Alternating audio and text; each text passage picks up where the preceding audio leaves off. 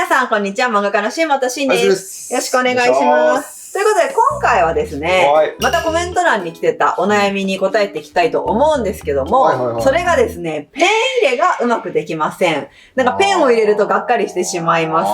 コツを教えてください、みたいな。なるほどね。ちょうどこの間、下書きの動画を上げたんだけども、まあちょうどそう、下書きができたその次は確かにペン入れじゃない。まあ確かに。だからそう、下書きの動画にもそういうコメント来てたしね。これパターン、じゃあ色塗りもあるかもしれない。そう、ゆくゆくいくかもしれない。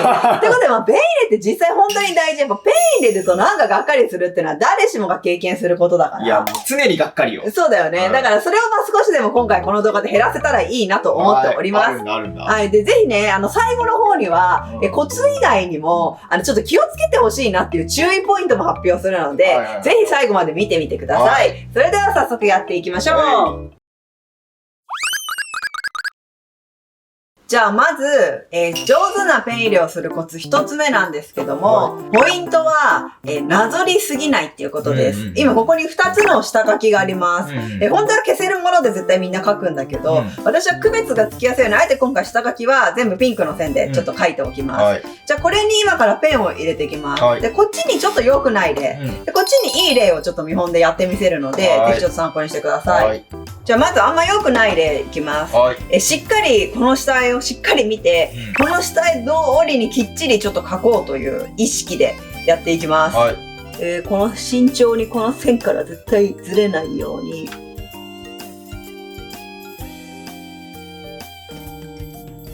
はい。じゃあこれちょっと今良くない例です。真剣に引きすぐて、ちょっと力んじゃうのよ。この線から絶対外れちゃいけないと思って。そうすると初心者の人はちょっと線が逆に力みすぎてよれちゃったりとか、その線通りに描こう、線通りに描こうっていう気持ちが入りすぎて、線が死んじゃうっていう感じかな。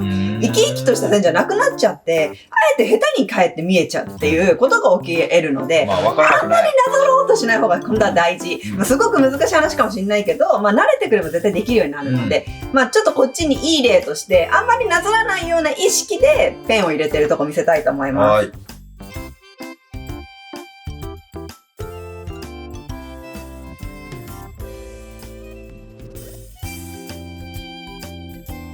はい、こんな感じです。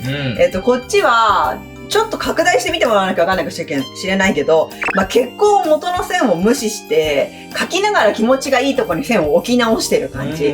初心者の人がいきなりこれをやるっていうのは難しいとは思うんだけども、髪の毛とかが一番わかりやすいかなと思う。顔とかよりも髪の毛が元の線をなぞろうとしちゃうと結構ブレちゃうことが多いので、髪の毛はむしろいっそ元の線はあくまでイメージぐらいだと思って、なぞらないで線を引いてみるってイメージを持つことが大事かなと思います。確かに。じゃあこれがポイント1つ目でした。じゃあ次ポイント2つ目いきます。はい。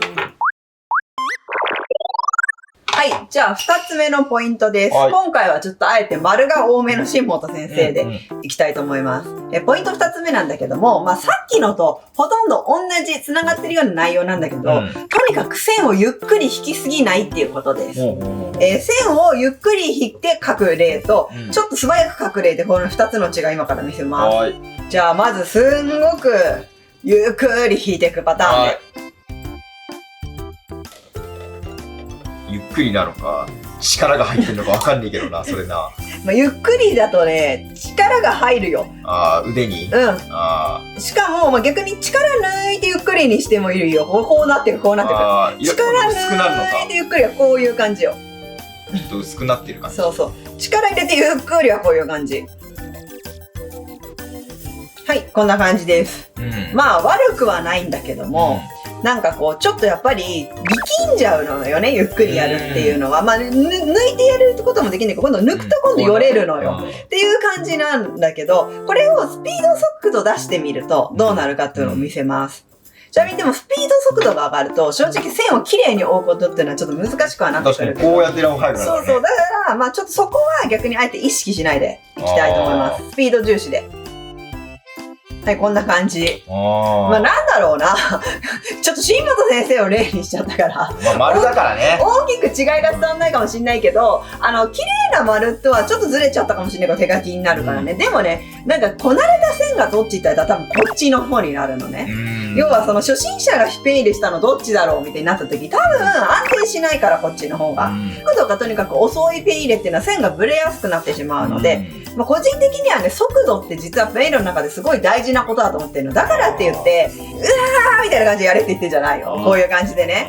で、私が言ってるのはこれも遅すぎる。こうやっていくのも。理想は、これぐらい。まあこれが難しいんだよね。これが難しい。でもこれぐらいの、なんか自分にとってのちょうどいい速度みたいので書けるのが理想で、自分が主体を書くときの速度。あ、そういうこと？自分が主体を書くときってみんなそんなに悩んでないでしょ。どうせ消すしって気持ちだし。まあ主体に初心者の人はすごい時間かけちゃう人もいるかもしれないけど、でも、ペン入れほど力んでないはず、絶対に。言われたらそうかも。で、みんな主体の方が良かったーってなるんだけど、やっぱそれは速度も結構大事だと思うから、なるほどね。まあ、主体に近い速度でペンを入れれるようになると、速度も作業がそもそも速くなるし、あんまりこなれた線が引けるようになってくるので、まあちょっと意識してみてください。じゃあ次ポイント3つ目です。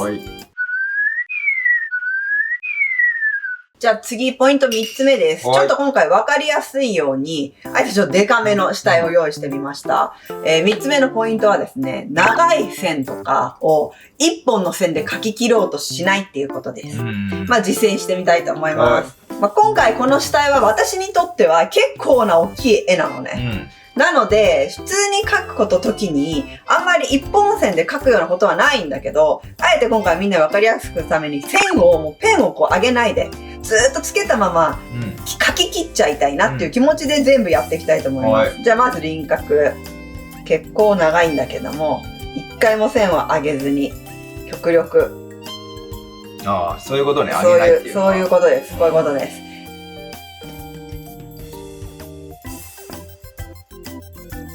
まあこんな感じ。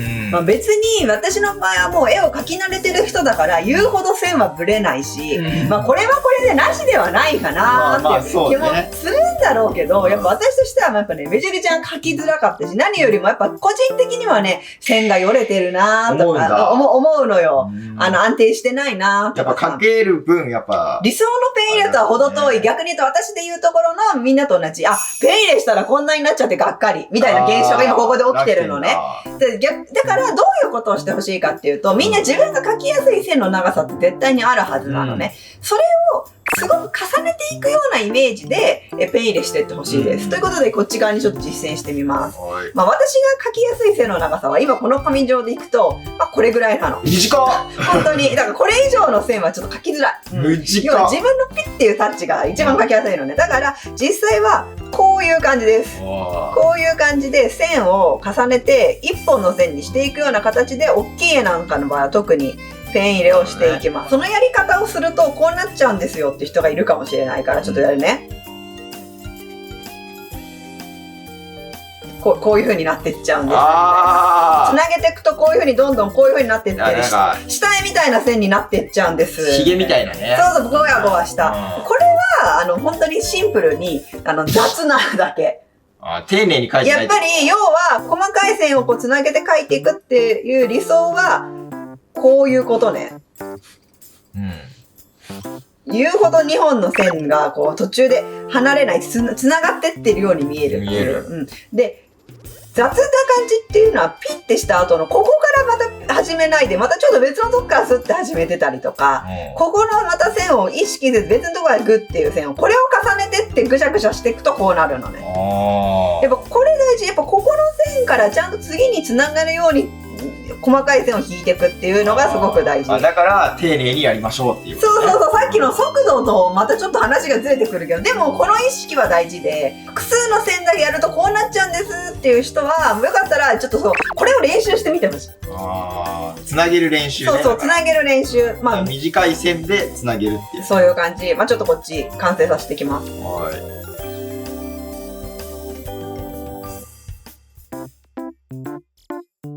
まあはい、こんな感じで、まあちょっと極端にこれ違うけど、まあいつも自分の描きやすい感じでやると、まあこういう風な感じになるのね。なんかやっぱりこっちの方がね、なんか慣れてる感じがするし、なんか単調じゃなくなってくるっていうか、なので、よかったら、まあちょっとなんか絵が硬くなっちゃうっていう人は、一本でこう描き切ろうとしすぎてないかっていうのも見てみてください。難しい話なんだけどね、これ。そうなんだよね。意外にできないんだよ、これ。やろうと思ったらね、うまくできないんだよね。それはわかんないけどね。じゃあ次いきます。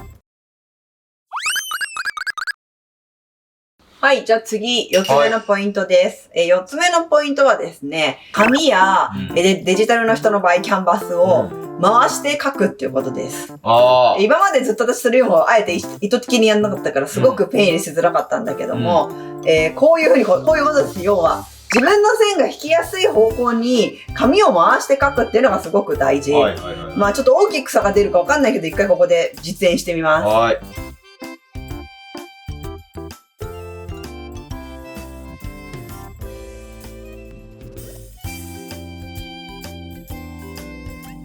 はい、まあこんな感じです。いや、すげえグレー回してた。もうなんかもうこんなようになりまくってたもん。絵の感覚としてみんなから見た時に大きな差はないかもしれないんだけど、やっぱ私としてはこっちの方が安定した線が引けてるって感じがあります、すごく。やっぱり回した方が自分の引きやすい角度の線っていうのがあるから、自分では安定してるな。線がこう安定して引きやすいなっていう、こうよれが少ないなっていうイメージ。見てて思ったもん。こっち向きに、こっちから多分引きたいの、慎吾先生は絶対。てか多分だけど、線を引くときに一手間によるけどね、こうやって自分から遠のく線を引くよりも、自分に向かった線を引く人の方が絶対みんな得意だと思う。ああ、だから、こっち書くときもこうしてこういうふうにした。なんだけど、人によるけど、手首をこう外側にスナップさせるよりも、こうやってスナップさせるよりも、みんなこうやってスナップさせる方が得意だと思う。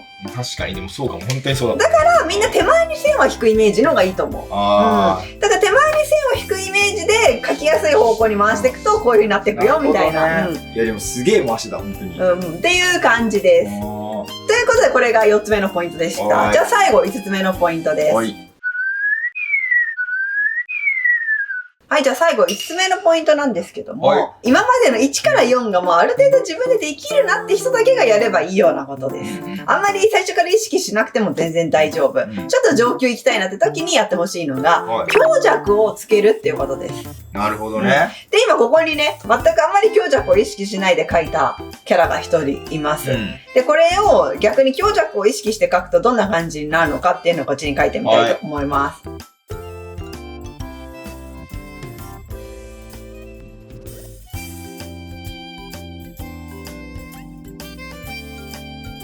こんな感じです。ちょっと目の描き方がそもそもちょっとこれ違うんだけど、まあこの目プラッキーでやると正直あんまりこう強弱が出づらいから、意図的に太くしたいところの線を重ねて太くしていくってイメージだけど、例えば顔の中のパーツとかの線は上まぶたぐらいが太ければあとは細い線でいいと思う。でもポイントとしてやっぱ輪郭はちょっと目とか顔のパーツの線より太めにしてあげると、このはっきりこう輪郭の形が出ていいし、なんだとこの顎先に行くにつれてちょっと線を細くしてってあげるとか、あと首のこの下に影ができるからこの影だまりのところはもう全部黒く塗っちゃうとか、あと髪の毛も一番細い線でいいと思うんだけど、この生え際の根元のちょっとやっぱ影になるようなとこだけ黒く太くしてみてあげるとか、外側の輪郭の線だけをちょっと太くしてあげるとかすると、まあよりぐっとこう立体的に絵が魅力的になるんじゃないかなと確かに思います。まあこれはね、正直一番最初から意識することではないのかなと思う。まあ、これをかけた時に、ちょっと欲しいなって時に、ちょっとこういう風にしてってもいいってこと？そう。なんかちょっと、これを書いた後で全然いいと思う。書いた後に、なんかちょっとあまりにもこれ単調だったと思ったら、じゃあまずちょっと首のここの部分に影入れてってみて、みたいな。で、輪郭もうちょっとここの線太くしてってみるか、みたいな感じで。ちょっと太くしていくじゃん。で、口のこの上のさ、角の部分とかをさ、ちょっとここに黒を入れてみるか、みたいな感じで。黒いのをちょっと入れてってあげて、で、顔の周りのちょっと毛だけの縁だけ太くしとくか、みたいな感じで、こういう感じで、ここももうちょっと濃くしておくか、みたいな。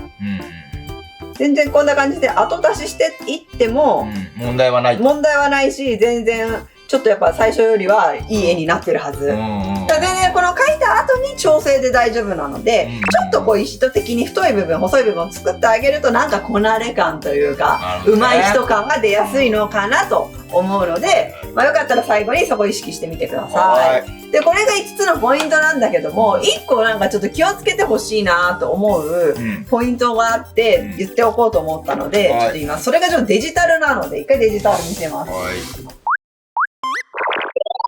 じゃあ最後にちょっとだけね、1個便利な機能なんだけど、気をつけた方がいいなと思ってるのが、エビスペイントとか他のデジタルツールでもよくあるんだけど、しかも使ってる人も結構初心者の人多いと思うんだけど、この設定のところにさ、手ブレ補正っていうのがあるんだよね。これもすごくいい機能で、なしだとどういうことかっていうと、オフだと、もうどういうことかも何も書いた線が、そのままなのね。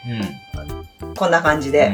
でもこれを手ブレ補正をこれオンにするとどういう感じになるかっていうと、こうやって書くじゃない、書いた線が綺麗にさ、変わる変わる。ピッてこうなんか直してくれるからさ、すごくさ、初心者でこうさっき言った私がさ、ゆっくりこうやってフルフルフルフル引いててもピッて綺麗になるから、すごい初心者の人にはこれデジタルでやるとね、いい機能なんだよね。ただ、これ今私は本当マックス多分これ強で入れて、しかもこの事後補正っていうのにすると、思ったよりも線が変わるのよ。本当だ。変わってくのみんな分かった。これも私ね、最初のうちに初心者の人がうまく使えない人がやっちゃうと、なんかね、逆に変な絵になっちゃうことがたまにある。